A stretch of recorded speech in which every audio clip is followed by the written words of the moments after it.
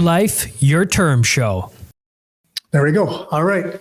So I'm here with Thierry Pepin. So now I'm like ruining it completely because I'm saying one in kind of like French, I'm trying to, and I'm saying the last name in like English. So I've done a very good job butchering your name, Thierry, and I apologize in advance. I wasn't a very good French student to begin with. It's just, it just never worked out. No problem. I'm French from Paris originally. So I moved to Canada in 2015. Oh, nice.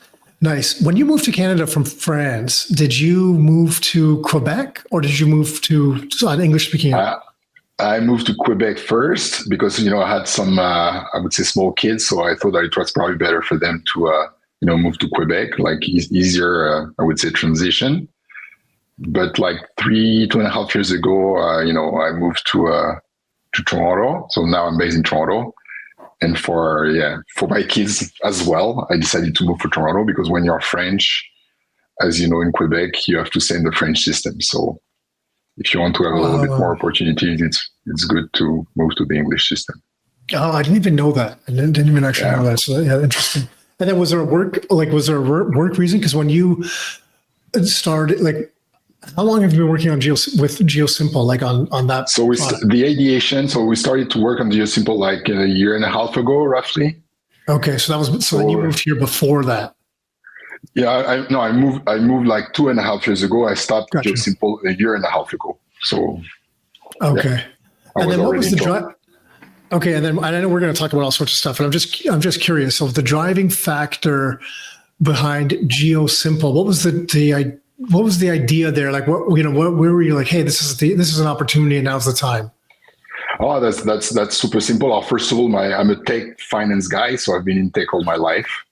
So I did a bunch of things, but before diving into my background, probably let me explain why GeoSimple. Super simple at the end, because the idea was a little crazy, to be honest. Because, as you know, when you want to build something on a piece of land or on a specific lot, it's always a nightmare trying to assess what can be built. So you have to talk to architects, you have to talk to a lot of people, the city, and it's a nightmare basically. So I was like, is there any technology when you can basically type your address, you click enter, it will tell you exactly what can be built on the lot based on rules, regulation, bylaws, zoning bylaws, and building codes, and so on.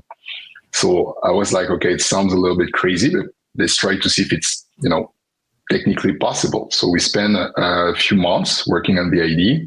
I onboarded some experts from the city of Toronto, like ex city of Toronto guys, expert in zoning, expert in building code. At the beginning, they were laughing about us because sounds like a crazy idea, but we've been working on this idea for a few months because of the latest, I would say, improvement on some technology segments. Now it's possible to do it. It's still hard to do it. It's not an easy one. But yeah, we're probably going to launch this first, I would say, property assessment technology in the next 2 to 3 months. In the meantime, because in order to do that, you need to gather a lot of information from different sources, from the city of Toronto and many other sources. We decided to launch what we call the Gen 1 product that we call the GeoSimple Property Report, which basically allows realtors, when either if they're on the selling side or on the buying side, to get access to a property report where we gather a lot of information from zoning, of course, because that's a big subject, building permits, flood area, conservation area, point of interest, schools, and many other things. Security as well, many other things. Yeah, it's kind of a nice summary as to what how things work on a specific lot, specific property. You see what's going on in the area and all sorts of things. What about the, is this where so we've always looked at the real estate industry and it just seems like it's just ripe for disruption. And what I mean by that is just because there's just a lot of kind of antiquated things, and it can be sometimes a slow moving industry because of the way it's structured with the real estate boards and things like that really kind of hold on to some control. Is this kind of like, the way you looked at it, you looked at the real estate industry, it's just like, there's really good opportunity here. And I just got to kind of figure something out with it from the technology side. Because is your background on the technology side? Yeah. My background, I'm an engineer in thermal engineering. That's the funny side of things. Oh my gosh, so you're smart. I've got a master's degrees in corporate finance, master's degrees in marketing, and before that, a bachelor of science in math and God, physics. how many years were you in school? What the heck's going on? And 27 years old. So, holy cow! Oh man. Okay. So that's your background. But then, so how does thermal engineering and the science come into this? The thing is, I'm like, my background, it's technology, but I like, finance and business related topics. So that's why I did this master's degrees in corporate finance and marketing after. And I'm more like an entrepreneur. So it's not my first company. Back in Europe, between Paris, London, I founded a few tech companies. And when I moved to Canada, I was like searching basically for the best idea. And it takes time, in order to check all the boxes. And I found GeoSimple because I like it, because it's hard to do. It's not like a tech-enabled service is something you can build overnight. It takes a lot of time to build, but this is where the value is. So it's hard, but there is a lot of value. That's the reason why. Got it. And the way you guys are looking, so the version one, would you consider that like a kind of the AI stuff, or is that just really pulling data? Yeah, so AI, of course, no, we are using AI for a lot of things. Okay. Of course, because just probably to explain, there is different layers in the technology. The first one, of course, is to gather a lot of information. When you gather a lot of data feeds, you need to understand this data. That's pretty obvious. So of course, you can use some humans to understand the data, but we are using AI to understand the data, plug the right data at the right place, I would say. And the AI, it's very important to improve the analysis side of things. So we're providing some basic components at the moment, but we're providing typically a chatbot where with full conversational AI. So you can basically talk and have a normal conversation with an AI agent where basically you can ask any questions on the property. So regarding the AI side of things, we decided that we have to do it in a control environment. So we control the data. It's not going outside on the internet, giving you any type of answers, because you're not controlling it. And as you know, some models can hallucinate in some cases. And if you ask the same questions to the different models, you're probably not going to get the same answer. So it's very important to be able to verify, of course, the quality of the data, to control what you're going to provide as a service. And this is where we decided to build this platform and leverage AI with the view of, building this AI virtual realtor or AI virtual real estate agent. When, for example, when you want to buy a property, you probably have a lot of questions. So of course, you can find these questions in this report. But in this report, there is a lot of information. So sometimes it's super interesting to have a conversation like we do today. And basically, you can interact with our AI agent, ask questions, and it will answer. And questions from the property itself, like regarding building permits, regarding flood area, but also on part of interest. So is there any restaurants nearby, or do we have this hospital nearby, or many information. So the idea is to be like a kind of assistant to human realtors, where you have to answer a lot of questions. So using this kind of technology.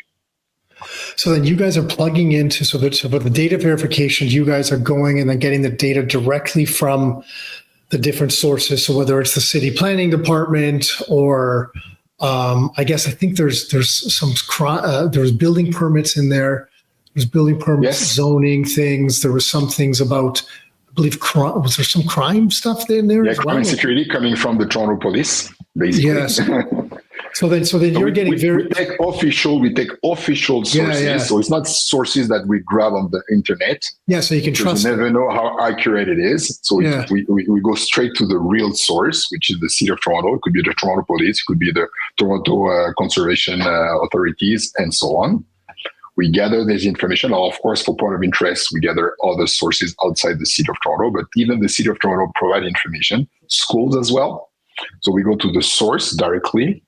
And we take this, usually all this data is raw, so it's not like structured and it's not geolocalized. So basically what we do, we take some unstructured data, we put that in our pipeline, we structure the data, and we put everything on the map in order for I would say normal human being to truly understand, like easily with I would say, a nice interface. That's very important.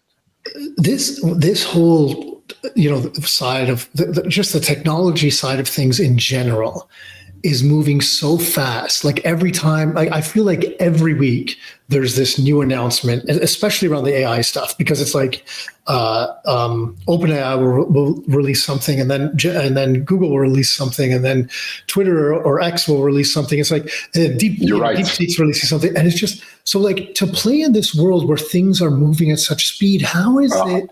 Aren't you ever worried that you're like, oh my God, by the time this thing's done, it's going to be it's outdated, because by the time we get here, it's just crazy. I understand. That's a very, very good question. So I think in tech, you need to, there is different layers. So let's talk about the OpenAI of this world, which is basically what we call large language models. So this is the foundation of lots of AI products. Yeah. Okay. So of course it started like, if I remember well, November 2022, when OpenAI released the first model. And to me, we reached a kind of second level when DeepSeek released their model, like it was January 2025. Or in between, of course, you had the race between different large language model. But what I think about it, and I guess a few people think the same way, this large language model will be commodities, Mm-hmm. So look at DeepSeek. Today it's free and it's really powerful. And you have more and more. You have Mistral in France. You have like lots of models. Llama from Meta, as an example, they're all free. So you have two options. You have, of course, OpenAI option, which is a very good option. Of course, don't get me wrong, but you have other LLMs on the market which are free that you can, but you have to leverage this LLM in your own environment. So the first wave we saw in terms of application were more like horizontal applications, or we saw a lot of video application, image application, and so on. And now what I believe, it's like LLM will be a commodities over the next few years. So it's hugely accessible, easily accessible for a very small price. Look at Google, what Google is doing. You can access to their LLM models, large language models, and you pay by the usage. And it's not very expensive, So after, the most important is what you build on top. So to me, I'm a hard believer in vertical AI. So vertical AI, it's where you take a specific subject with real deep expertise, and you're able to leverage this LLM, which are a part of the foundation of our technology, of course. But LLM by itself cannot do anything. You need to train these LLMs, refine this LLM, fine-tune these LLMs in order to have the right results. Because when you talk about domain expertise, you have to be like sure of the answer. It has to be accurate. That's the big difference for me. Vertical AI is definitely, for me, the future of AI. I mean, like business-wise, of course, there is many other applications, but in our segment, that's definitely the case.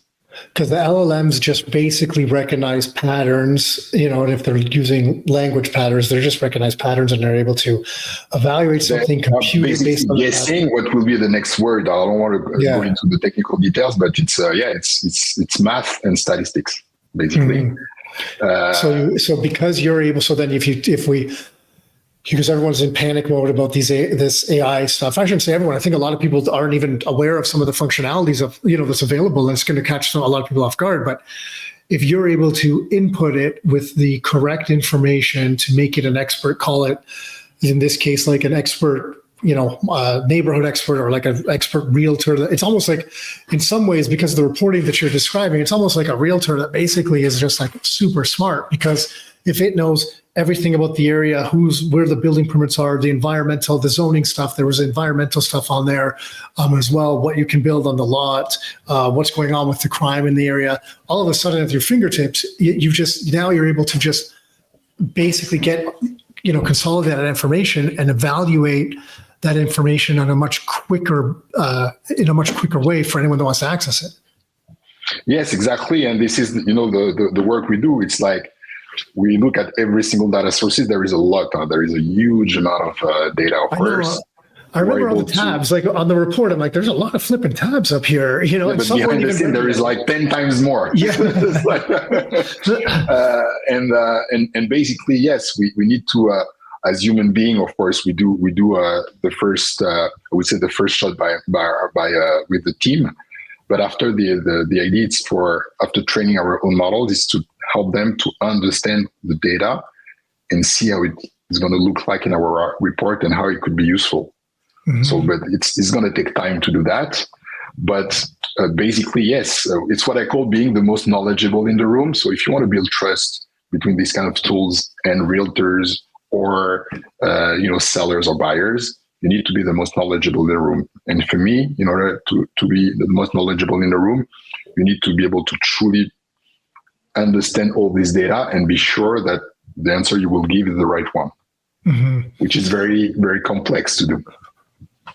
Yeah. What do you think about the people that are like going to look at this in any field, real estate or otherwise, and just be like, well, yeah, this is kind of a problem because it's going to, why do we need, this certain segment of people doing this a certain thing when these things are going to be able to do it? So for example, let's say there was a period in time when, real estate was very, very easy, like when there was just money flowing into real estate, it was much easier to buy and sell properties. You put up a for sale sign and, you didn't need much expertise to sell the thing, like properties were just selling. So, but then there's going to come something like this comes along and it really kind of can disrupt certain things, because then in the real estate world, some people could be like, oh, well, if this thing's giving me all the knowledge, why am I going to call my real estate agent? I don't need to do that. So I think you still need a real estate agent. Like legally speaking, that's the case. Sure, yeah. But in any case, you need like a human at some point. Even if you want to do like visit the property, you need a human being. But I think that's why I think it's not like we're gonna get rid of any human. I don't believe in that. I think it's like you need to use, as a realtor, if we take this example, you need to use the technology to provide the high level of service to your clients. That's very important. And now you cannot, before it was hard to get all this information because, either you have to call the city, ask them a bunch of questions, you have to wait for hours, and you know that better than me. It takes a lot of time to gather this information. By the way, we did the calculation, it's probably 14 hours of work, not to have everything, but to have some of the core part of our report, like search, knowing exactly what you do, where with us, on one click, you have everything. So it's a huge, you're not going to waste your time trying to search for this kind of information. Yeah, it's interesting what you said. Like the way we're looking at it is that these tools, like the early mover advantage, like whoever adopts the technology first, the technology is basically an empowerment. And I guess, that can always change. Exactly, that's the right word, exactly. Because like if you're able to adopt it and use it most efficiently to increase your level of service, then you become more valuable to the client and whatever business. I'm not just talking about real estate. That's kind of the way we're looking at it. That's the way we feel about it. Exactly. There was something the other day, actually earlier today, I was listening to something and someone was giving the example of that they had a friend who was an Uber driver, and then when Uber he wasn't making enough money with Uber, he went to Uber and Lyft, and then he wasn't making enough money that way because costs got driven down. So then he went to Turo and started leasing out his cars, and then he bought 4 cars and was renting them out that way. So he's always like, moved on to kind of the next opportunity with the coming technology. And then they started talking about the robo-taxis that are coming to, I think it's Houston later this year, right? And they're already Yeah. Tesla just launched in Austin. Trying to the robo-taxi, exactly. Yeah, and then on there's already semi trucks, like tractor trailers driving autonomously in Texas as well, is what they were saying. You have Waymo in San Francisco. I don't know if you already tried these cars. I haven't. I've heard it's nuts though. Yeah, it's pretty cool. Okay. When you're in the street, like everybody's like looking, there is nobody like driving. Have you been in one of those? Yeah. I was when I was in San Francisco last November. Yeah. Were you scared to get were you not scared? No, I'm not scared uneasy? Because they've been around for years. First of all, and it's I would say it's in a controlled environment, so they're not going to go like far away. So they stay within like the city of San Francisco. Got it. So they know perfectly the streets. And they're not like driving crazy. So there is like, they do that in a nice way. So I truly believe, by the way, in these kind of things. But going outside San Francisco when it's could be a little, different, that's another story. Yeah, it's not there yet.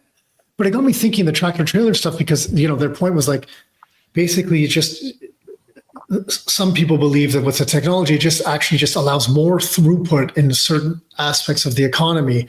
And I just started thinking about our road systems as an example. I'm like, holy cow, if there's autonomous driving and just think for delivery trucks and things like that, what percentage of the time are the roads used during the day? And throughout the night, they're empty. And if all of a sudden there's these robots that can drive these things around all night, the roads can be used to transport different goods and things like that. And all of a sudden, instead of, there's an argument to be made about the concern about people losing jobs, yes, or there's additional throughput because people are still driving during the day, but then there's this other kind of add on to it that's happening at night where things can just be moving through, throughout that. And I know this is like not current day or anything, but I'm like, it just got me thinking about just the economic impact of these things. So I think that's what we're trying to figure out and we look at, because when you look at some of these things that are happening with AI and what you're doing and that type of stuff, and you try to map it out in, 1, 2, 5 years from now, we're like, well, this gets very interesting very quickly, the impact that it can have. You will have a lot of impact with AI. That's sure. Regarding autonomous driving, to me, that's a little separate. You will see some, I would say, a new way of doing things before in many other segments. Just to mention your example, before you're going to see like trucks driving at night without any driver. It's not for now. So they are testing on control or specific roads at the moment. But there is a lot of course, safety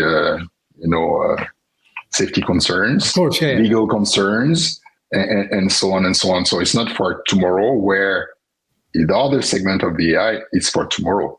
I don't know if you heard about what Amazon CEO mentioned, like it was like Tuesday in the memo. No, I don't think I saw it. Yeah, there were. He basically said in this memo that they will reduce the corporate workforce because of AI in the next few years. So of course, some of the jobs which are usually like repetitive tasks will be done by AI. Yeah. And if we come back to the real estate segment, as you know, as a realtor, you do a lot of repetitive tasks, like for example, comparables. It could be like property analysis in some cases, but property history, like all the research you do, over and over and over, could be definitely handled with AI. AI can help you as well to assess more your client profile, what is truly looking for. It can help you in many ways. So once again, it's a kind of AI assistant where you will stay focused on the relation with your client, and all the back office, if not all, but a good portion of the back office could be done by AI agents in order to help you to be more productive and more efficient. So you will be able to handle more deals in a way. Mm-hmm. Real estate investing isn't always easy, but it can be relatively simple. And that's where the Rockstar Inner Circle comes in. Look, there's a lot of real estate investing information out there these days. That's why it's so important to pick your sources wisely. And even though investing isn't always going to be the easiest process, it does not have to be super complicated. That's where tried, tested, and proven strategies like the ones that Rockstar members use come into play. Everything shared in the Inner Circle is built from firsthand, on the streets experience in the current market. It's all up to date, things that people are actually implementing today. In fact, the ongoing courses are delivered live, so they're always up to date with the absolute latest real life experiences. As a Rockstar member, get ongoing access to over 20 different systems and programs covering things like which properties investors like and why, our private rental system, what opportunities the investors are scooping up in student housing currently, the legal side of investing, why or how to use corporations as an investor, a mortgage class with the absolute latest options and programs to build your portfolio as an investor, because they're different than a regular home buyer. And there's a whole ton more in all those different classes.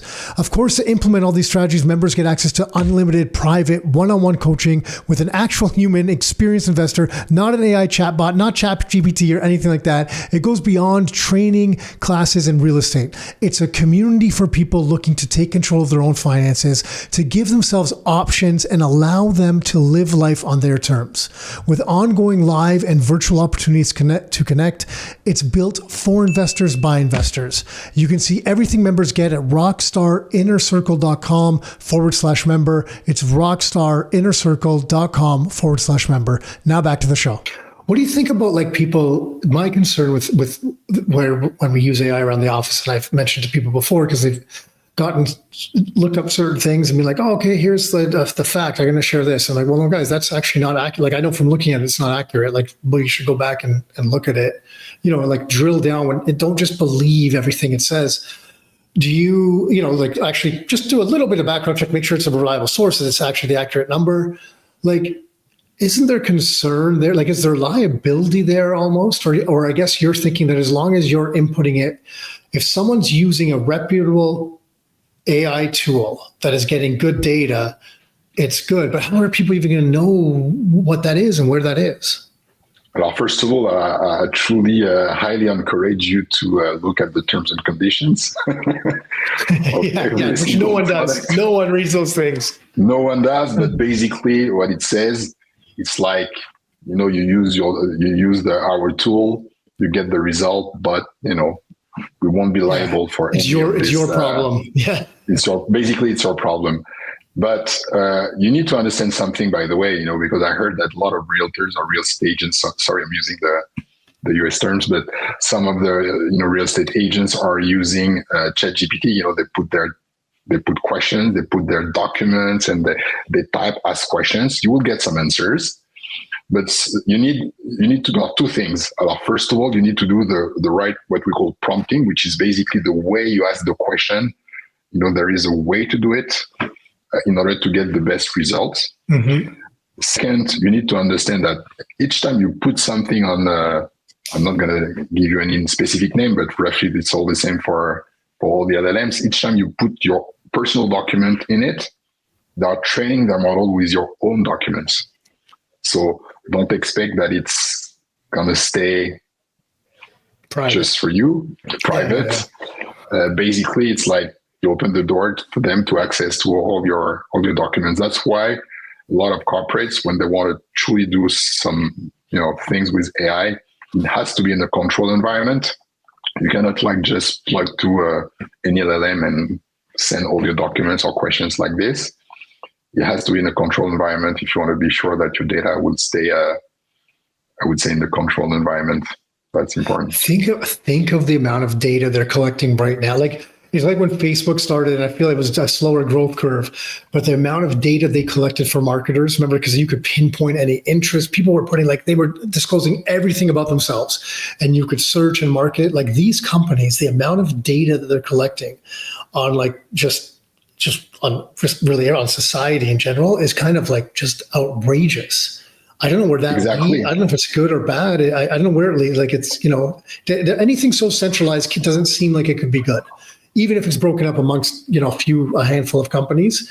But it seems like the AI or the LLM arms race is definitely kind of on right now. And like you said, it just feels like it's going to be commoditized. Like it's just all that stuff's going to be free soon enough. Yes, exactly. Personally, I think it's going to be free. For example, now if you have like a Google Workspace, subscription, like for your emails, basically. Yep. Now that you have AI, it's included now. You can't even shut it off. I tried to shut mine off because it was annoying. The summaries of the email chains. I'm like, get rid of this. I really don't want it. Yeah, it's another discussion. But it's not an easy. But my point is, all these technologies will be commoditized, of course. Very useful. Don't get me wrong. That's the foundation of many other services, of course. But in order to use it, you need to do that in once again in a controlled environment. Otherwise, each time you put some documents or your things into any of this LLM, they are basically using your data to train their model. Just for you to understand, as of today, they already scroll all the internet, so it's already done. Mm. So now they are desperate for new data. So data will come from users, will come from companies, will come from this kind of sources. So that's why the way we build the technology, it's to be able to control this environment in order to give you like a safe walled garden to do your stuff. Mm-hmm. You mentioned something about it was, I think you said Facebook laying off people. Amazon.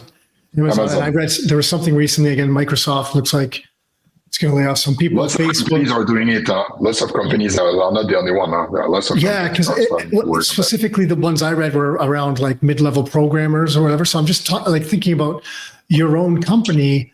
Here's the other thing where it changes is the opportunities it opens up too, because I'd imagine, and I don't know, but like a company like yours, probably to get the technology up and running, probably didn't take the same amount of people working on it as it would have 5 or 10 years ago when you can then, right? So like, that's the thing that it opens up for people too, is like, so you can move from idea to product much quicker, and it kind of levels the playing field a little bit in some ways for people to then start up new ideas and implement new ideas and try to put stuff out there that might be valuable to people. Yeah, you're right. There is a lot of questions in this one. First of all, of course, with AI, you can build what I call proof of concept pretty easily. But I spoke with a bunch of investors, like VC firms, investment firms, and basically, they can see a lot of, part of product like on the market, but when it's time to scale, it's not working anymore, because it's easy to build like kind of nice, good looking product, but when you start to scale, this is where you get the real issues. Sure. Regarding the I would say the number of people you need to build a product, you need less people, of course, but you still need like some really tech guy. So personally, what I think about how the market will change over the next few years, it's like if you are in the coding guy, basically, you need to be damn good because if you're like an average coder, it's not going to work anymore, because AI will be able to do,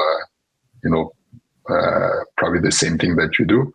So you need to be very good. And also, of course, the top guys would probably get even more money than today, because you need like guys able to verify, with the ability to verify what the AI will do. So these guys will be fine, but the lower guy will probably suffer. Even like in Silicon Valley, it's already started. If you're like a medium coder, you're probably not going to stay in the company. That's for sure. Mm-hmm. If you're a prompt, like is prompting, in your opinion, the new coding in a way? Because I look at it with my kids. I'm like, guys, just so I have a bit young for this, especially maybe the 11-year-old, but I have an 11 and 14-year-old, and I'm just like, hey, go look now, like figure out how to just spend time understanding how to do this AI. There's opportunity for you here. Like this is like when the internet first started and no one even understood basic HTML, right? Like people are like, oh, how do you HTML? Like you just need a few tags and put some words in there and it kind of goes up on the website, but no one can understand anything. But if you can understand how to use these AI or leverage these things with good prompts, isn't that an opportunity right now? Like, I'm just curious if you think so. Yeah, I think it's like many other things. You have different levels. Of course, most of the people that don't do some good prompting. Basically, they ask basic questions and that's it. Yeah. They get some answers all the time. Huh? After you have another level, when you understand the way it works, so you have to give like context, you have to define a role and so on. But you have way more complex prompts. Sometimes you can spend like a day writing the right prompt. It could be like 3, 4, 5 pages if I use pages as a metric, and it could be pretty complex. And after, you need to link this prompt to other things. So prompting, it's one piece of the puzzle, a very important one, but it's not the only one. You're not going to be able to build whatever you want only with prompting, except probably in specific segments. If you want to image, yes. But if you want to build like business enterprise software, enterprise grade software platform, obviously no. But it will be a component like many other components. Okay. So then do you think, your feeling is that it is going to not force, but there's going to be more opportunity for people who become more specialized and just like really good? Because if you're like the jack of all trades and you're just, it's almost like if you're like a general laborer it can really replace a lot of that, but if you're really like the top of your game, or you're a specialist in something, then you're still needed, and it almost increases your value, because then you can use that to provide even better results. Does that make sense? Yes, makes sense, but yes and no. Okay. First of all, I agree with you. It's important to be able to do the right prompt are pretty interesting, because you have a lot of people with some ideas, and they don't know how to build these ideas. So now with all the tools that you have on the market, you are able to build kind of a proof of concept, what I call proof of concept. But after, when it's time to scale or productize or sell that to big clients, that's another story. Yeah. Okay. But at least it helps you to show what you wanna do, potentially get some funding, build a team around it, and finalize these developments.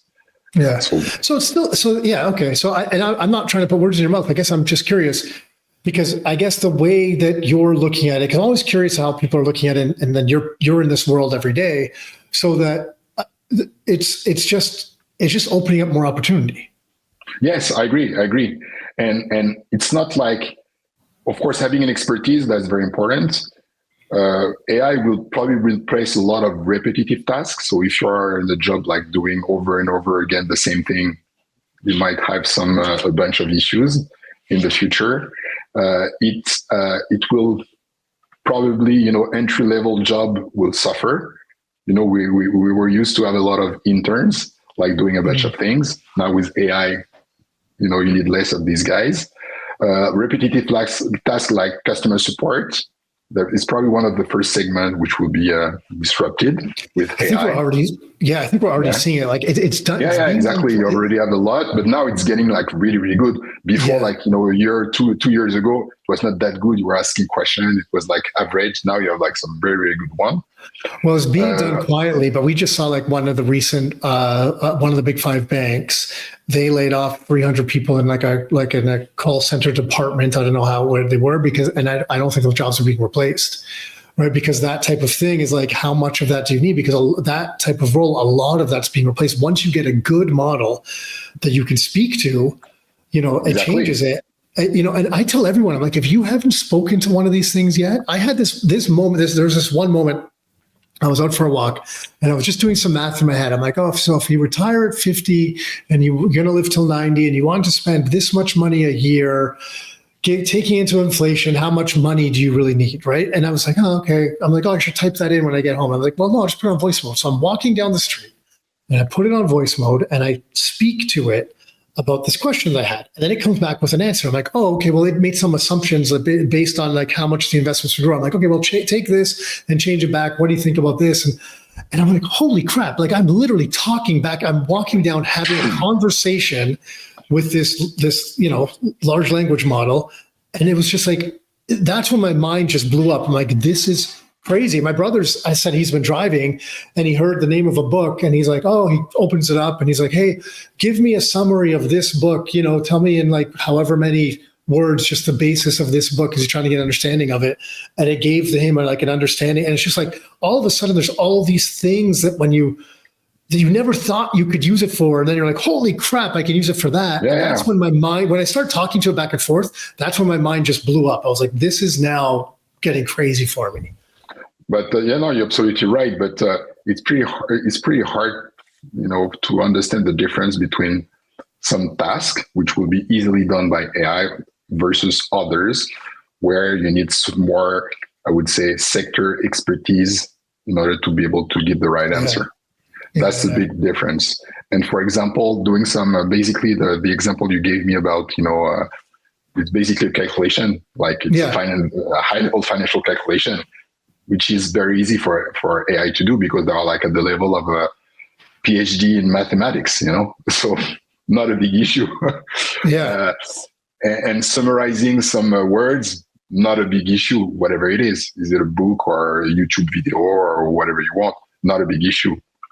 But for other type of job, that's different. So it's really, really hard to understand where AI can be easily leveraged. When I say easily leveraged, with the right quality as well, it's like having the right answer, having the right output. Where in other cases, it's way harder to do because you need this sector expertise. Yeah. And this sector expertise is not always in books. It's like many other things. Well, totally. Like if you, as an engineer, if you can ask it something and it spits out an answer to you, well, that's great. But if the answer is wrong, the repercussions are enormous. So, exactly. so you need the engineer. Be careful. Yeah. Yeah. So you need the engineer to then be like, okay, this makes sense. Like, okay, I hadn't thought about this. Here's the answer. And then the engineer can go and verify that things are done correctly or whatever the case may be. That's why, to me, the top guys will stay, of course. And they're probably going to make more money because you need a guy at the end. It's like not for every single, I would say, request or every single task, but for some of the specific tasks, vertical tasks with a high level of expertise. You still at this stage, at least for now, you need to have some experts with all this knowledge. Of course, maybe in a few years it will change, but we're not there yet. And yeah, to come back to your previous point where you were mentioning that I don't know, it was a company or a bank. Laying off a lot of people. You have a company called, if I remember correctly, it's called Klarna, like a big US company. They fired like a lot of people. I think it was for customer support. And after a few months, they realized that you still need some humans, so they re-recruit the same portion of the same guys. So that's why I think that at least as of today, maybe in 5 years' time it will be different, but as of today, you need a combination of the two. And there is a lot of tasks which require human judgment, empathy, interpersonal skills, Yeah. And this is where you need That's true. Yeah, it's good for maybe the very simplistic ones or even just directing calls versus the tip of the old school just automated assistant, which is already automated. You're not replacing jobs. So it's good for that. But you're right. The empathy part is something I didn't take into account because if you're calling into a company with a problem and the computer's just looking for speech patterns and it's spitting out words and it's not taking there's no empathy for it, that can create problems right away. It reminds me of, do you remember, I don't know when this was. Well, by the way, just a small comment. Yeah. I read somewhere that they did a study on empathy. LLM versus human. Oh LLM no! Don't tell me. Very good, very good. Really, the empathy side of things, but to me, it's a combination of different things. It's not only empathy. Of course, now that the latest technology could be pretty good at that, but it's a mix of human relation, human judgment, empathy, interpersonal skills, expertise, and the mix all that. I would say still require a human. In some cases, we need to interact. If you have like $20 million to invest, if I take your segment, if you have 20 million to invest, you have somebody's going to call you on the phone, which is like AI bot, nice voice, of course, and explaining you perfectly, answering perfectly your question. Are you going to send the money like that? Not sure. Maybe you would like to see, okay, there a real company, a real human behind this, Not yet, but because people aren't comfortable with it. But there was a time when people wouldn't do any banking online either. They were like, but that's why as of now, later it's going to change. Yeah, exactly. So you have kids too, right? So you have kids, they're late teens, they're moving on to their next stage of life. I'm curious, seeing what you see, being in the industry you're in with this type of stuff, what are you sharing with them now to try to prepare them to enter the workforce in a few years? Like, how does that look? That's a good one. Well, first of all, like 2 years ago, I was like, okay, so I'm pretty fortunate. There are like smart kids. So I was like, okay, computer science, it could be good. You can do a lot of things. I can help you in some ways, blah, blah, blah. But I changed my mind 2 years ago. Really? And I said, listen, computer science, not sure. Because computer science, you can still do computer science, but you have to be at the top. If you have like mid-range or average, it won't work. We're seeing it already, right? Some jobs are disappearing. Yeah, you have like Cursor. You probably know this company in Silicon Valley called Cursor. In US, I don't know if they are in Silicon Valley, but in US called Cursor. They do millions of dollars, hundreds of millions of dollars of recurring revenues with a small team, which is basically with prompting, you can do like some, they do the coding. It's not perfect, but it helps like the good coders to take it and change, what is required. This is what we do on our side, basically. But to come back to my kids, I'm like, hey, computer science, not sure. Management, be able to manage teams because, humans will not disappear. So you will still have some teams to manage. So being in a manager, be able to manage teams will be important. Finance, I think it's still going to be important, even if you can use a lot of AI to do some, once again, repetitive tasks. But if you sell your company, you're not going to sell your company to a computer. You're going to sell a company. You need a guy, shake hands or look at, So I changed my mind. Yeah, interesting. Because computer science, it's you need to be really, really good. Mm-hmm. And it's going to be probably My oldest daughter is going to grade 10 in September. So there's a few years left of high school. And I'm looking at her and I think, okay, 3 years from now, what program is she going to take in university? And with this speed at which information is flowing and being updated and there's new discoveries, and that's in multiple different fields, where's the value in the education if she was going to university? And I'm talking specifically the courses, and because there's people will make the argument, well, there's the university experience and stuff, and that's fine, whatever. I'm just talking specifically the courses, and I feel like the argument, 3 years from now, the argument for that university is less important only grows because we're in this environment right now where our credentials are what's valued. Right, like if you have a university degree, it's valued. If you're a doctor, it's valued. We have these credentials that we value, but those credentials become less important afterwards, when they're commoditized, and everyone has access very quickly to a lot of the same type of information. And I realize there's going to be the top performers in every industry, but I'm just talking like, there's so many of these university degrees that are kind of more generic ones that aren't the engineering ones or doctors or that type of stuff. And I'm just like, don't they just they just become less valuable, especially the speed the post-secondary educations move at to implement new information because of all the politics involved. I guess I'm just wrapping my mind around this because I'm like, I see that it becomes less and less important moving forward. En masse. It's not that it doesn't become, I just mean, because we went from a time where like there's a specific, a smaller segment of people went to university to like all of a sudden it was like that number just grew and grew and grew. And now like the university education has just kind of been, some of the programs they offer are just ridiculous. I agree with you. It truly depends on the program, to be honest. Yeah.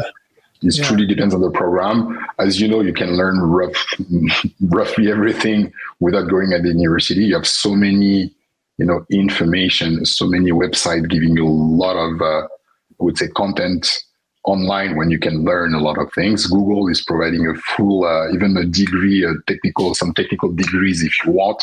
So there is many ways to learn. But as you know, the system, I would say, it's like that. It's like you need to show your diplomas to get access to certain jobs. Yeah. But of course, on the company level, you are looking for some. I would say knowledge, and to me the degree just give you like a kind of credential that you know this subject basically. Mm-hmm. So even if you know the subject, you don't have the diploma. In terms of knowledge are the same, but if you look at the other side as a company, how can I know that you have all the knowledge that I need to fulfill this position? So it's a kind of factor. Yeah. To me, that's one of the key differentiating factor, obviously.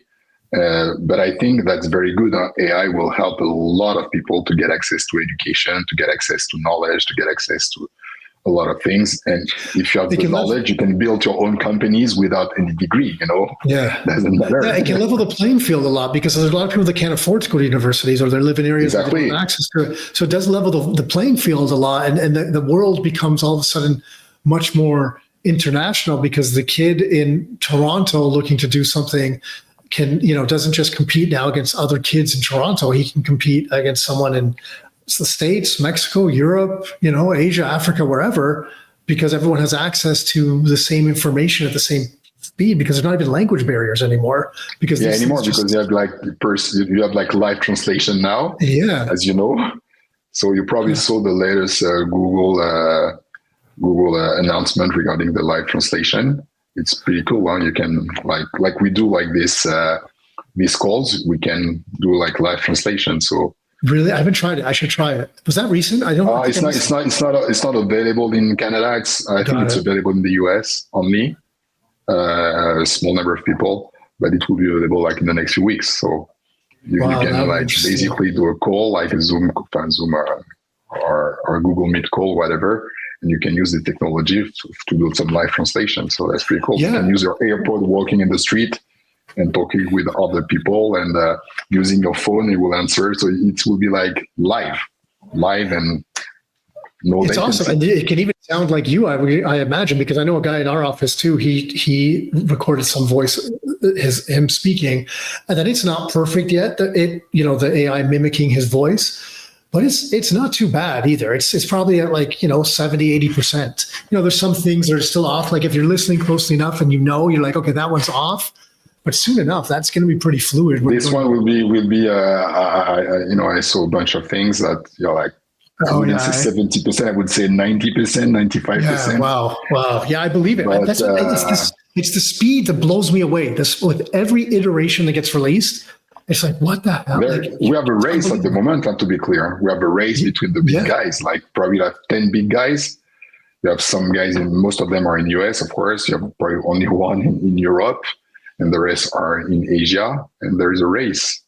At the end, who's going to win? I've got my ideas, but I'm not gonna.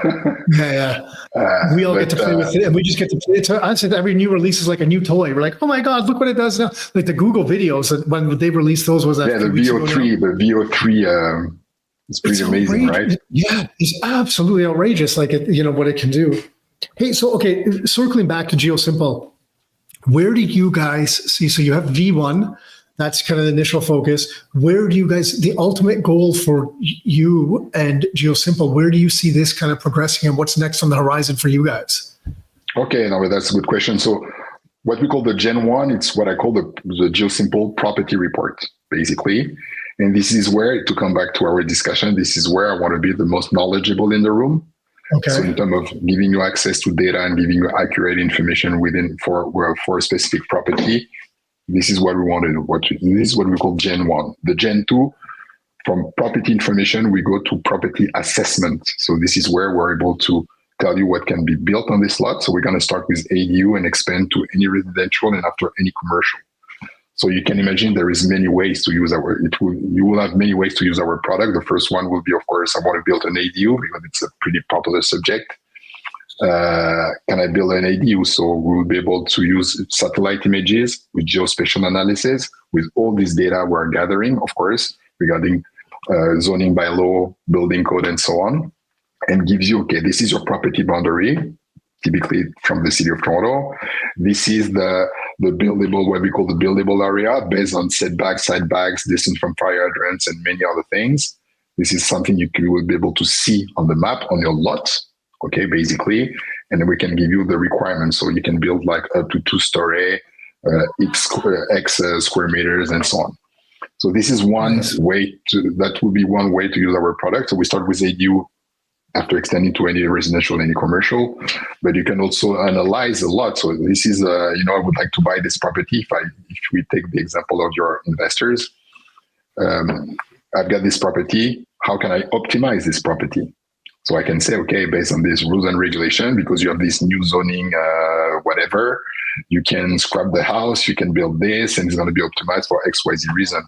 We can plug all the financial inputs if you want, and we can go very, very far, And AI is very good at handling all these things.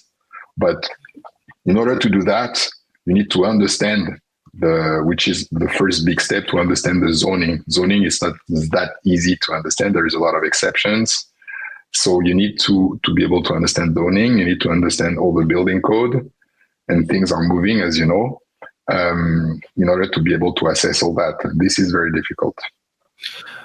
do you think you could also eventually do, like in that example, I was thinking, I'm like, so you could probably understand cost to build as well. Like, I mean, Yeah. I know it'd be an estimate, That's the easy part. That's the easy part. yeah, because it's just a calculation. This the size, the calculation of what the materials would be needed, and it's just Exactly. yeah. That's the easy part. Jeez, man. Yeah, it changes the game. So we can do like the full ROI, tell you, okay, it's going to cost you X, blah, blah, blah. We can add different type of assumption. We can tell you exactly what you're going to get, how much it's going to cost, how long it's going to take. Yeah, all these things. Mm-hmm. I spoke like a few weeks ago or a few months ago. I'm not going to disclose the name, but with a very large real estate, I would say developer. Okay. And they were like, okay, basically, you know, when we're looking at projects, we don't have a lot of questions. For question number one, what can be built on this lot based on rules, regulation, and and so on.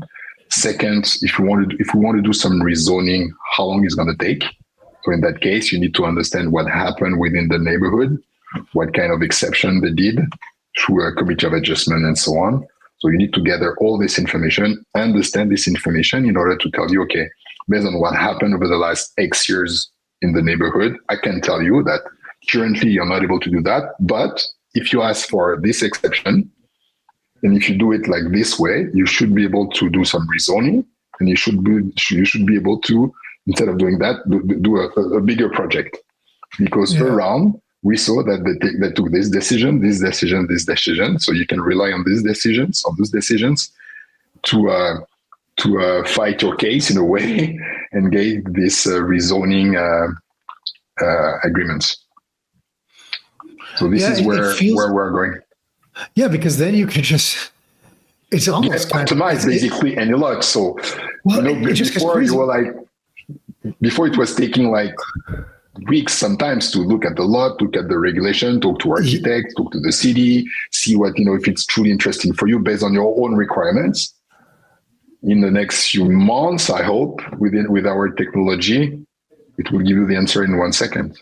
But it gets, to me, it gets mind-boggling, because all of a sudden, if it can access the list of properties for sale, for example, exactly, I can analyze the whole of them based on your own requirements. I'm going to tell you, this is the one for you. This is the requirement. This is what you will be able to do. Blah blah blah. Exactly.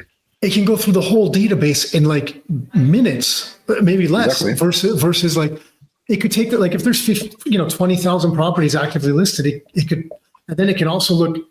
Anyways, yeah, I've just you understand. You understand where we are going. Don't. Let's be clear. It's not available yet because it's very complex to do. But we are like probably going to launch the first part in the next few months, and after this is where we're going to go. We know how to do it. To be honest, it's more like a question of time and effort.